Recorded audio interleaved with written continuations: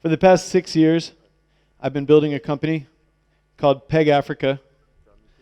We sell solar home lighting systems to people who live in off-grid villages in Ghana and now in Cote d'Ivoire. It's my passion. It's been my dream for a long time to do something like this, and I wake up every day excited about it. And I wanted to tell you a little bit about what we do and our journey and some things that I've learned along the way. One of the things that I'm most proud of with this company might sound a little bit strange. I'm most proud, I would say, of the fact that we're actually a for-profit business. We're not an NGO, we're a company. And the people that we sell to, they live in tiny little villages far, far away. They make on average probably $1 to $6 a day. And a lot of people say, how can you be a for-profit company focused on those kind of customers? And some people say it in a way where they're appalled, and some people say it in a way like, the people don't have money. How can you be a company focused on them?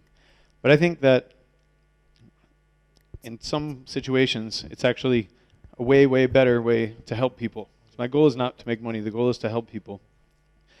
If you're a for-profit, oh, okay, this goes fast. You bring some things to the table that are a lot more difficult if you're a charity or something like that. First of all, empowerment. If you are a company rather than a charity, people don't want what you're providing them. They'll stop buying it, and you'll go out of business. Second is sustainability. If people have to pay for what you're offering, then they'll value it, and they'll probably make a lot more use out of it.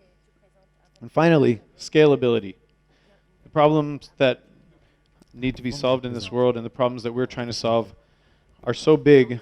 There's so many people that need support in these ways that all the charity money available in the world couldn't get anywhere near it. But if you can figure out a way to find a business model where you're actually making a profit and generating a return on capital that goes back to investors, there are huge amounts of money out there to help you grow. And you can really help reach much, much larger groups of people. When I think about this model, there are two different main examples that I think of. And at least one of them you would never really consider a social enterprise. I think of mobile phones and microfinance. Mobile phone industry, definitely not social. They're pretty much just in it for the money. But about 15 years ago, I lived for 2 years in a tiny little village in Senegal. That was off-grid. And to get to a phone, I had to bicycle 10 kilometers into town. And the change that has come from mobile phones is just incredible. Microfinance is definitely controversial, and definitely the interest rates can be high, but if you compare it to informal money lenders, it's a step change. And I think of these two innovations as possibly having brought the most change to Africa in the past 20 years of anything I can think of. And what they do, and the reason why they're able to be successful, and they're able to be profitable, and they're able to scale, is because they do all this by giving people something better than what they had before, and giving to them cheaper than they were paying previously. So I started out as a nonprofit guy. I was one of those people. I just wanted to do good. I wanted to figure out how to be useful. I came from a lucky background, and I wanted to give back. I decided to join the Peace Corps, moved to a tiny little village in Senegal when I was 14 years old, and talked about it for 8 years, and finally actually did that when I graduated from college. And eventually got to where I worked my way up, and I had a job at the UN. But as I got further into the big machine of that international development thing, I just did not feel useful. I felt like I was doing research for policies that I wasn't sure were really going to affect anybody's lives. And I started hearing about these models that seemed like they were really directly bringing benefits to people, and they weren't wasteful. And I wanted to do something like that. I was trying to find some problem that I could help solve in a way that was better and cheaper. And so I quit my job at the UN. I didn't know anything about business at the time, so I went to business school. And a few years later, I met this guy. That's my co-founder, Hugh Whalen, and that's our very first company. And he had the idea of of trying to work on a problem that is a major arbitrage opportunity, a major situation where people are paying way too much for something that's really not good. And that problem is the dark. If I had been really smart, I would have had them switch off the lights. Did anybody grow up in this room in an off-grid place, or has anybody spent a significant amount of time in a place off-grid with no electricity? Yeah. So, as I said, I lived in a village with no electricity for 2 years, and it was beautiful and it was peaceful, and at night it was lovely to see the stars, but it's really tough. If you think about, especially this part of the world, it gets dark every day of the year around 6:30 p.m. And after it's dark, if you don't have electricity, maybe you have a kerosene lamp, you can get around your house, but you can't really read, you can't study, you can't cook, you can't work.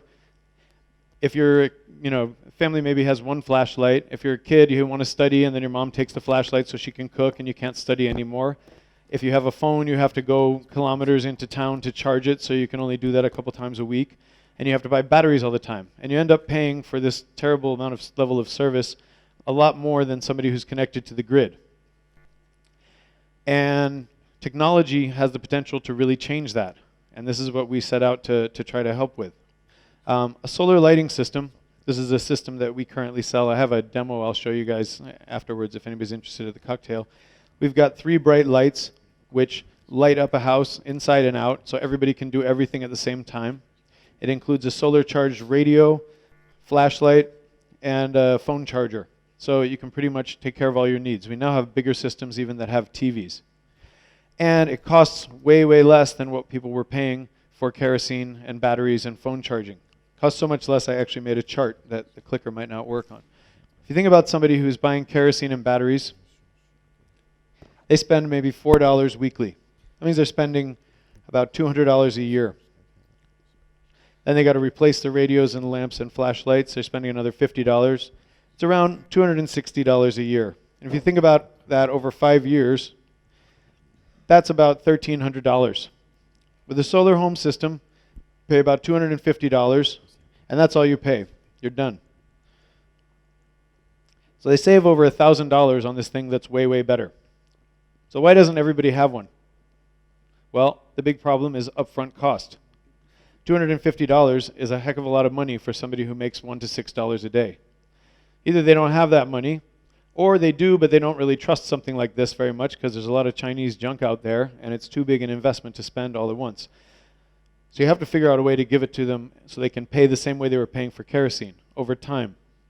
If you can give it to them on credit, where they pay a deposit and then they pay a daily rate, it can add up to exactly the same amount of money paid over a year, but suddenly it becomes much more affordable. And then for the rest of the 5 years that the product's going to last, you don't have to pay any money at all.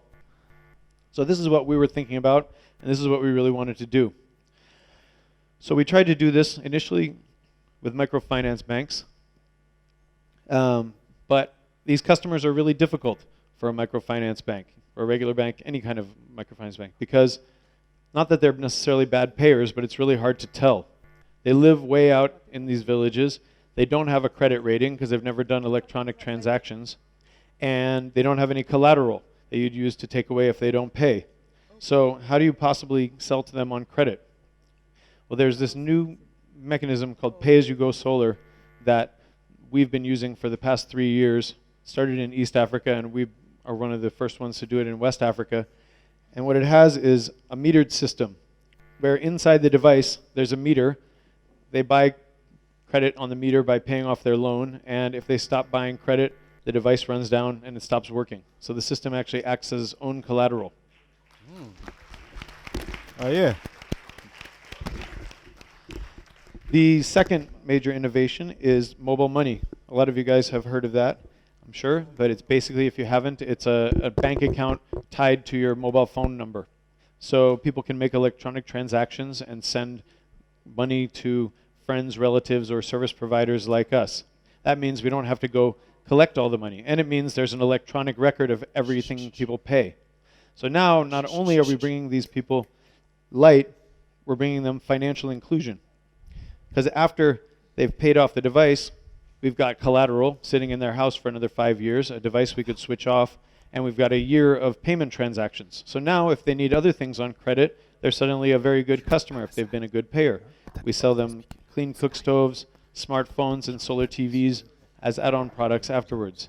We also give free microinsurance to all of our good payers so that they don't get sick and have to go to the hospital and can't afford it. I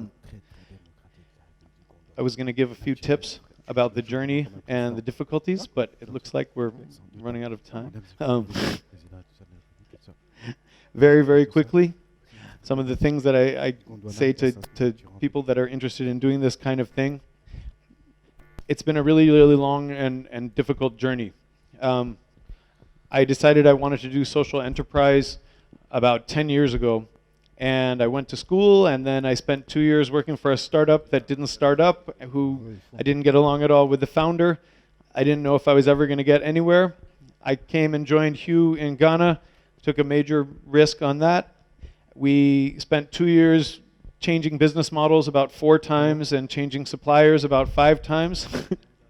We had every crisis in the book. We had investors who said, our investment decision has been postponed by about 4 months, and our money ran out after about 1 month. So we had to stop getting paid for about 6 months, and just to keep the doors open, even without knowing whether they would say yes, and we wouldn't have to shut it down anyway. It's been a really, really interesting journey with many, many failures, but we've now given light to about 150,000 people and employed about 400. Thank you.